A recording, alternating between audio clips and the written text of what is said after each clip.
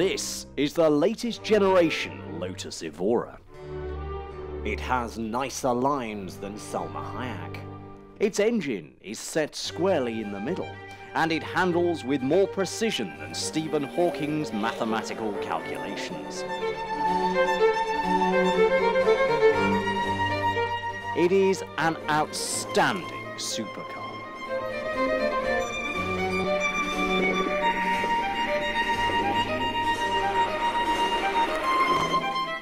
So here we are on the track. This is where the car should be at home.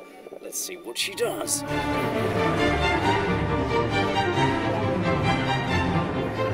This is just incredible. I mean, I'm steering literally just by fingertips.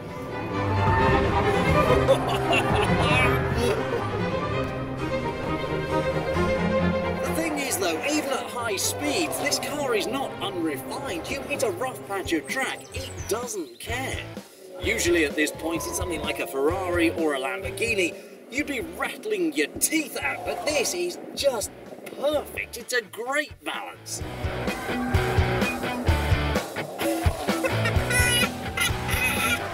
The thing is, you don't so much have to steer a Lotus. You just think about where you want to go and it goes. It's a kind of telekinesis. It's sort of like using the Force. I'm deliberately taking this one a bit wide, mucking it up.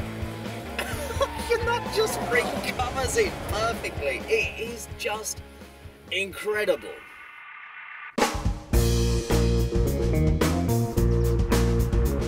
Strange thing is, in the real world, it's not entirely uncivilized either. You've got two little dicky seats in the back to fit two children. You've got plenty of legroom, always assuming you're not using the back seats, of course. The dashboard's well laid out as well. Don't get me wrong, it's not high-tech, it's not as advanced as something like the Ferrari 458. No, this is simple, but effective.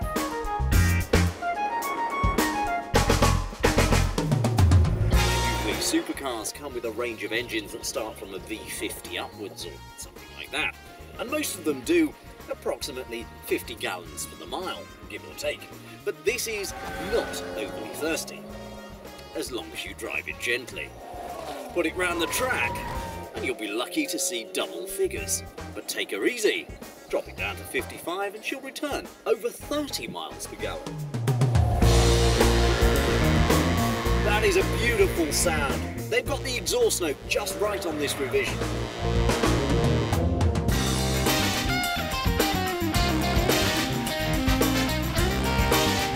Delivers 345 brake horsepower courtesy of its 3.4 litre V6 engine.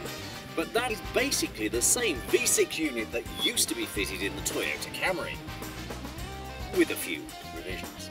A lot of revisions. So let's just look at the statistics for a moment.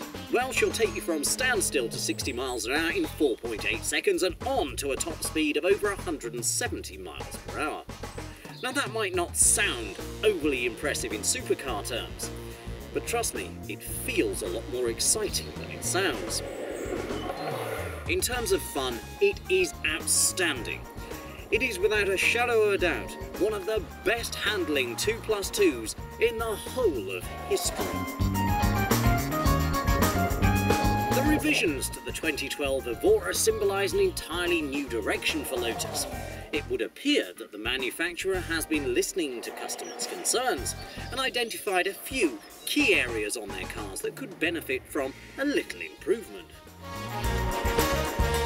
Top of that list is interior quality and feel. For example, all of the trim has been replaced with higher quality leather, which is beautifully stitched. It's all now padded, so it's beautiful to the touch. They've looked at everything from the floor mats up, and even the satellite navigation system has been changed.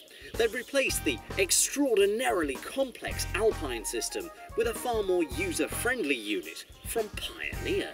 This is the first time that this semi-automatic paddle shift gearbox has been featured in the Evora. And it's got a new exhaust system which gives that wonderful engine an even throatier sound. There's also a whole new range of colours. This is autumn bronze. In total, 140 revisions have been made. Not that you'd particularly notice from the outside, but it feels different. But the revisions to the 2012 Evora don't just tackle a few minor problems. No, they give us a very clear indication of the company's direction for the future.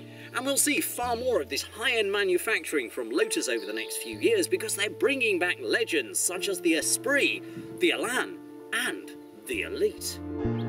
Granted, the car is still not without its faults. You still have that very flat panel of plastic over the clocks, which means that in bright sunlight you end up looking at a reflection of your own face or whatever happens to be outside the car rather than actually knowing how fast you're going.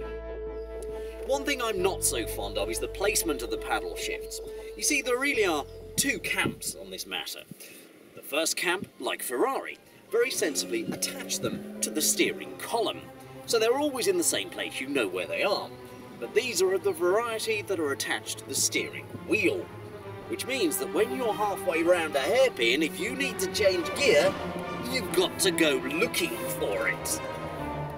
It's a minor point. On the bodywork, some of the panel gaps are still slightly inconsistent, and the pedals, of course, are still slightly offset to the left. But that is one of the characteristics that you get with a British sports car. Like the aristocracy, if they didn't have these eccentricities, they wouldn't be British. There are those who may argue that you should keep your £62,500 in your pocket and invest in a Porsche Cayman. But trust me, you shouldn't. Nope, nope. This is far more fun, and in pretty much every sense, it kicks the pants off the Cayman.